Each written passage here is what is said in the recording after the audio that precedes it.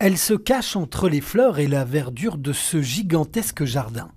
Elles sont faites de bronze ou de pierre et ont chacune leur histoire, comme la naïade du sculpteur bruxellois Henri Puvray. C'est ce qu'on appelle une statue en taille directe. Donc c'est un bloc de pierre que le sculpteur décide de tailler lui-même directement et tout seul, alors qu'à l'époque, évidemment, on avait beaucoup de sculptures. Le sculpteur faisait un modèle et puis on confiait ça à un praticien, donc un technicien. Ces statues ont un seul point commun, elles datent toutes de l'entre-deux-guerres, une période fondatrice pour l'art déco.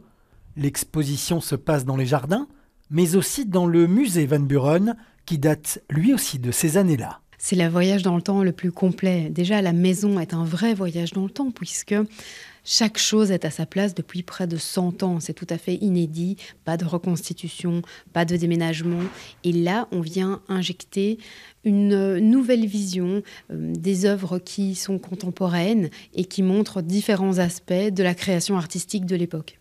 Et la sculpture, ce n'est pas que des bustes. Des œuvres en 2 dimensions sont aussi exposées. La médaille reste de la sculpture et objectivement, voilà, il nous a semblé que l'art de la médaille, la numismatique, valait la peine d'être également représenté dans cette exposition. De retour dans le jardin pour s'intéresser à des sculptrices, car les années 20 ont vu les premières femmes se professionnaliser dans ce domaine. Celle-ci s'intitule La douleur d'Yvonne Serreus. À son avis, une femme n'interprète pas un corps féminin comme le ferait un homme, et donc elle pense que la représentation du corps féminin a véritablement un atout si c'est une femme qui s'en charge.